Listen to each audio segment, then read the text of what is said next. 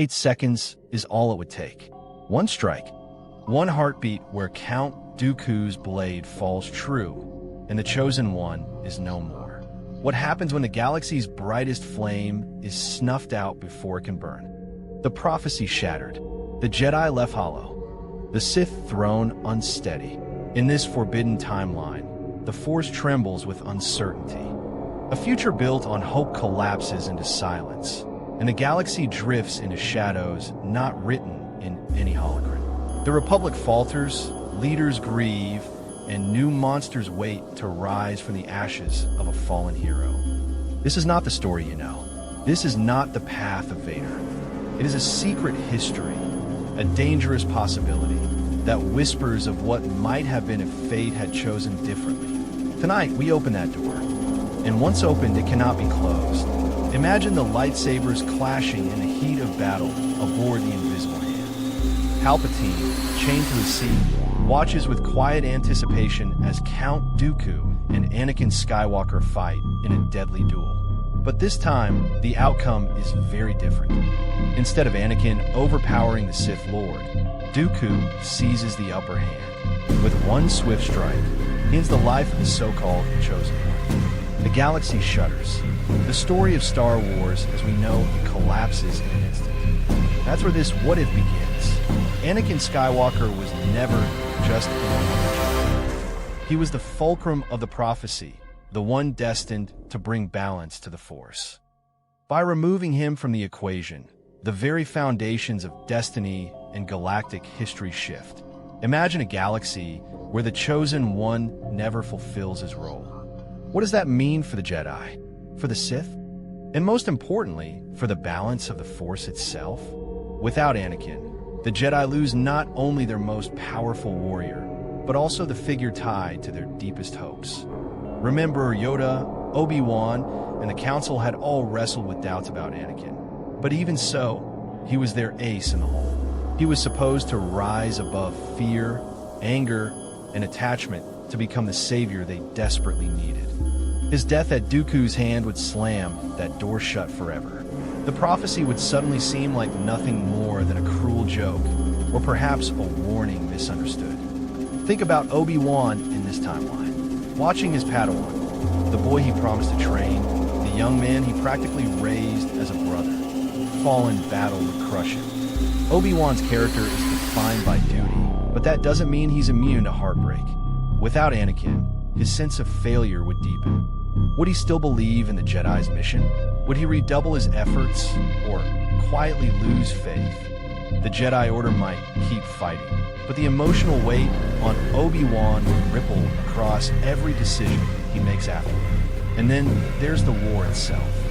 The Clone Wars weren't just about battles. They were about symbols.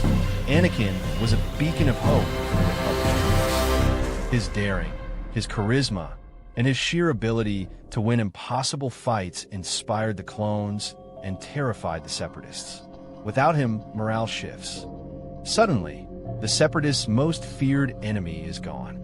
Dooku would emerge stronger, both as a military commander and as the face of the Separatist cause. But perhaps the most haunting consequence is this. Without Anakin, the balance of the Force is thrown into question. Was the prophecy doomed from the start? Or would the Force itself find another way to restore balance? That's the mystery that would hang over this alternate timeline like a shadow.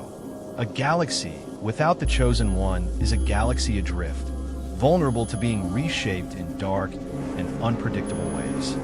If Anakin falls at the hands of Count Dooku, one massive question emerges. Who would Darth Sidious groom as his apprentice? Palpatine's grand plan relied on molding Anakin into Darth Vader, a powerful enforcer capable of executing the Jedi Purge and ruling it aside. But with Anakin gone, the chessboard changes completely. Sidious doesn't abandon the game. He simply picks a new piece. The most immediate option might seem obvious, Count Dooku himself. But here's where Palpatine's cunning comes into play. Remember, Dooku was never intended to be anything more than a placeholder. He was the bridge between Darth Maul's fall and Anakin's rise. Palpatine saw Dooku as disposable, a means to an end. So while Dooku might temporarily enjoy his survival, Sidious would still be searching for someone younger, stronger, and far more malleable. So who fills that role? One possibility is General Grievous. Though not Force-sensitive, Grievous was already a terror on the battlefield. Imagine if Sidious poured more resources into enhancing him, cybernetics, tactical upgrades, maybe even some form of Sith alchemy. Grievous could have become less of a general and more of a nightmare weapon for the Sith, serving as the blunt instrument Anakin once was. But without the Force, Grievous could never truly embody the role of Sith apprentice. Another path leads us to Asajj Ventress. She was already Dooku's secret assassin, trained in the dark side. If Dooku triumphed over Anakin, perhaps Ventress would have risen higher, eventually catching Sidious's eye. Unlike Dooku, she was ambitious, raw, and unpolished, the kind of clay Sidious loved to shape. The idea of Ventress becoming the Sith apprentice changes the dynamics entirely. A female Vader-like figure enforcing the Empire's will? That would terrify Jedi across the galaxy. And let's not forget the Jedi themselves. Sidious could shift his focus onto another vulnerable candidate within the Order. Perhaps someone like Barriss Offee, who had already begun questioning the Jedi's methods. Or even a younger knight who could be manipulated through fear and promises of power. Sidious thrived on exploiting weakness. Anakin wasn't the only Jedi with cracks in his armor. He was simply the most promising. But here's the catch.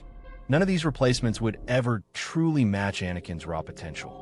Sidious knew it. That's why Anakin was so important to his plan. With Anakin gone, the Sith Lord might still rise to power, but his empire would be weaker, less stable, and more vulnerable. Instead of Darth Vader, the galaxy might have seen a patchwork Sith enforcer. Powerful, yes, but never the unstoppable legend that Anakin became. In this alternate timeline, the Sith rule, but not with the same iron grip. The apprentice who takes Anakin's place could change everything. The way Order 66 unfolds, the survival rate of Jedi, and even the fate of Sidious himself. The galaxy doesn't lose the darkness. It simply takes on a different shape. Now, let's shift the focus to Padme Amidala, one of the most important figures in Anakin's life, and by extension, in the fate of the galaxy. If Anakin dies at the hands of Dooku, Padme's story takes a sharp and heartbreaking turn. Without him, her future, the Republic's stability, and even the eventual rise of the Empire are rewritten. First, let's talk about the personal impact. Padme was secretly married to Anakin, and at the time of his death, she was pregnant with twins. Imagine the grief she would carry. The man she loved, the one she believed could bring peace to the galaxy, is gone. Unlike in the original timeline, where she loses her will to live after Mustafar, here her drive might actually work. Padme was never one to simply fade into despair. She was a fighter, a leader. Anakin's death might push her to throw herself even more passionately into politics, determined to honor his memory by holding the Republic together. But what about her children? Luke and Leia would still be born, but without their father, their destinies changed dramatically. Would Padme hide them from the galaxy? Would she confide in Obi-Wan, perhaps entrusting him with their protection? Or would she try to raise them herself in the political chaos of a war-torn republic? Either way, their lives would unfold without the shadow of Darth Vader, but under the constant threat of Sidious' growing power. Now zoom out to the Republic. Anakin's absence leaves a void not just in Padme's heart, but in the Republic's defense. Anakin was more than a Jedi. He was a symbol of victory, a warrior who led from the front. Without him, the Republic's military morale weakens, and the Separatists gain an advantage under Dooku's leadership. Padme, ever the idealist, will be fighting harder than ever in the Senate to preserve democracy. But Sidious would be maneuvering behind the scenes to tighten his grip. Here's where it gets really interesting. Sidious often relied on manipulating Anakin's fears about Padme's safety to turn him to the dark side. With Anakin gone, that leverage disappears. Palpatine would need a new strategy to consolidate power. he might exploit Padme directly, perhaps framing her as a traitor or using her influence to fracture the Senate further. In this timeline, Padme could become a direct obstacle to Sidious, one of the last beacons of hope in a republic sliding into authoritarianism. Of course, Padme's survival is not guaranteed. The more she resists, the more dangerous her position becomes. Without Anakin to protect her, she would be vulnerable to assassination attempts, political isolation, or even a staged scandal designed by Sidious to eliminate her voice. But if she survives, she could become the very symbol of resistance the galaxy needs.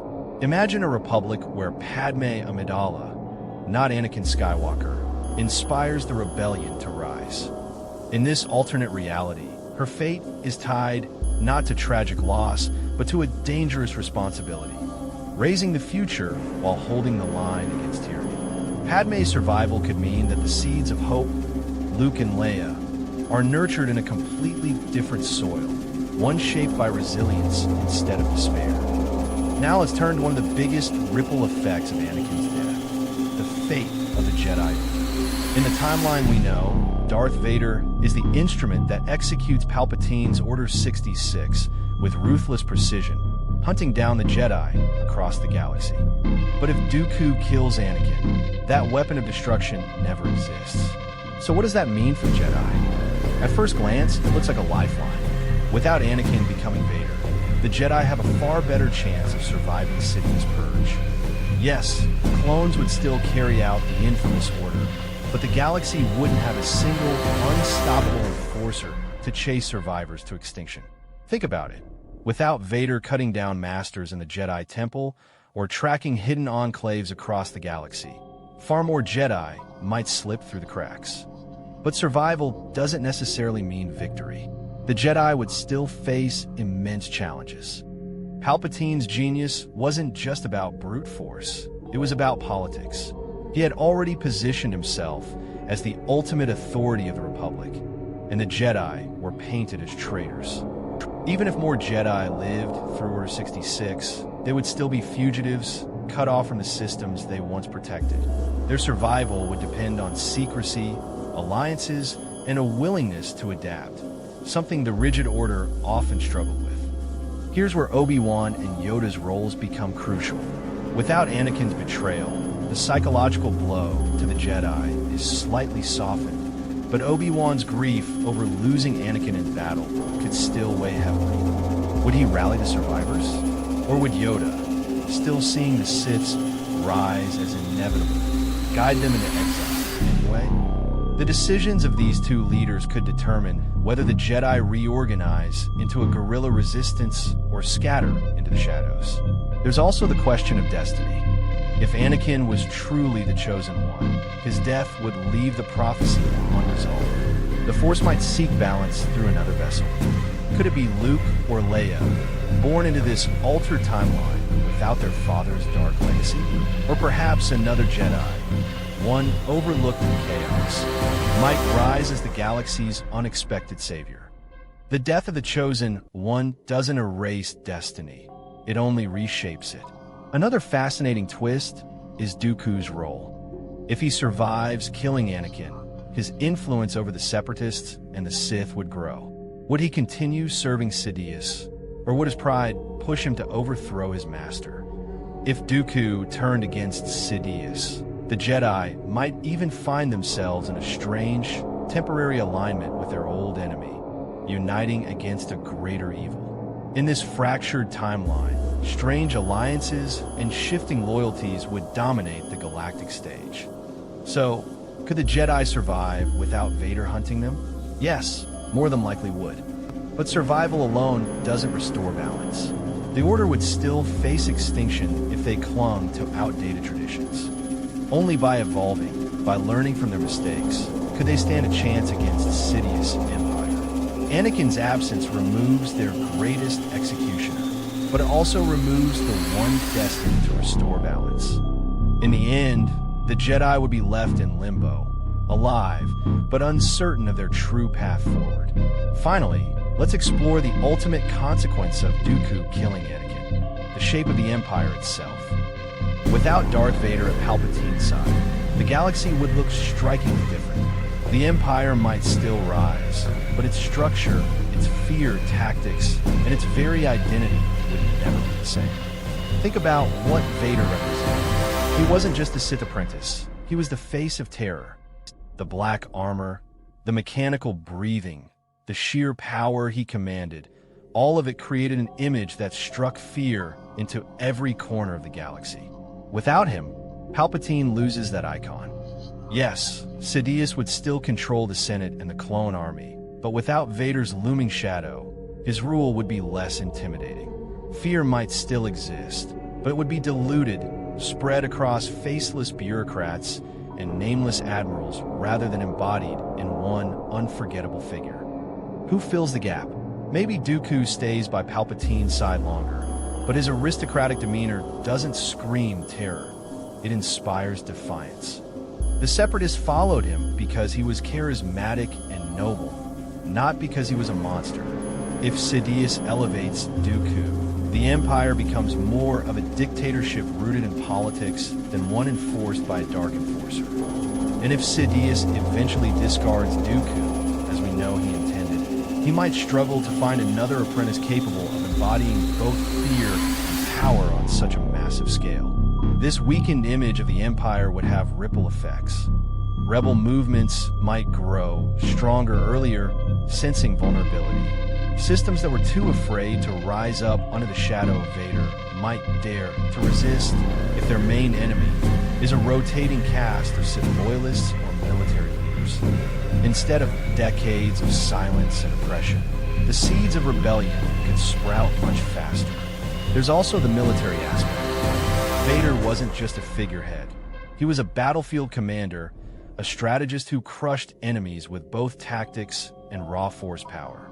Without him, the Empire would lean more heavily on admirals like Tarkin or brood enforcers like Grievous if he survived longer under Sidious influence.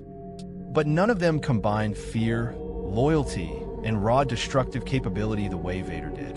The Empire would be powerful, yes, but far less stable. And then there's the legacy question.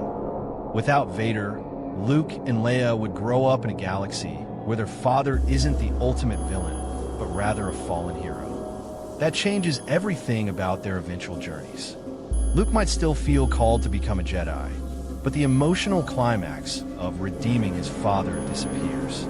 Instead, the focus would shift to confronting Sidious directly, or perhaps even facing off against a different apprentice who never matched Vader's legendary presence.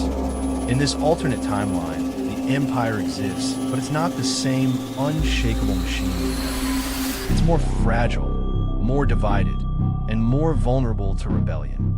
Ironically, Anakin's death might mean less suffering for the galaxy in the long run. Fewer Jedi hunted, an earlier uprising, and perhaps even a shorter reign for Darth Sidious. The galaxy still falls into darkness, but the shadow it casts isn't nearly as long.